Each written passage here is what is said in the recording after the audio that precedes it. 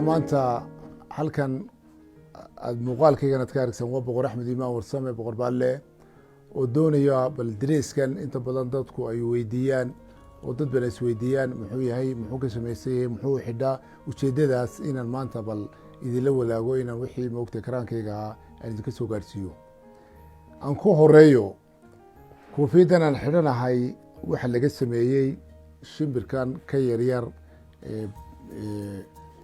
daawuska oo laga helo waddankeena kuna badan ayaa laga sameeyey baalashiisa. waxa lagu farsameeyey amaba lagu sameeyey waa magaalada Hargeysa. tan kale waxa weeyaan waa baal goray waad arkaysaan inta badan iyada waxaan u malaynaya inuu muran idinka galeen. waa baal goray oo waxa weeyaan taa magacu igu baxay boqor baalle. haddaan kaga baxo xagga koofiyadihii baalkan ad arkaysaan waxa weeyaan waa qaar waxay ku murmaan waa shabeel, qaarna waxay waa harimacad, laakiin shabeel maahay waa harimacad. waa haragoosidiisiya, waa kuwa macalilkiisii waad arkaysaan. waxaa lagu farsameeyey oo lagu hagaajiyey oo lagu sameeyey waxa weeyaan waddankan aynu ku noolnahay. waddan gabooyuhu maaha qabiil, waa kaaba gaboynaya, waa ka falaadhaha lagu gurto, waa xagga booska ay iminka yidhaahdaan markay ciidamadu qaadanayaan ay rasaasta ku ritaan ee markay rasaasta ku godo. marka gabooye waa kaydka lagu gurto falaadhaha. falaadhihii iyagoo life aan idin tusaya. falaadhu waa taas, waa taabaa lagu ritaa, waa booskiibuu ku matelayaa. marka falaadhihii waa kuwaasoo xaggaabay ku jiraan, xaggaabaa lagu ritaa.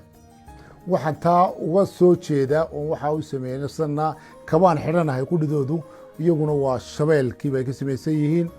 waxa weeyaan oo maogtahay waa hiddaha amaba boqortooyadii soo jeeda. in badan baad maqashaan suldaan hebel, suldaan hebel, suldaan hebel.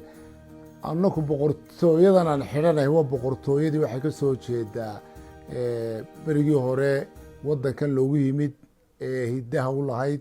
oo iminka marka aasaarta la eegayo aad ku argsi salaaxyadii ay ku sawiran yihiin oo meelo badan oo nashqadaan ay ku sawiran yihiin.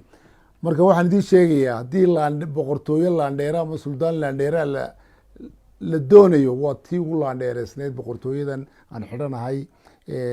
waxaana taa u caddaana iminka boqorka suulowg oo kale ama South Africa dee waad aragtay dhaqankoodu xidhay, hargoodabuu xidhay, waxa uu xidhay.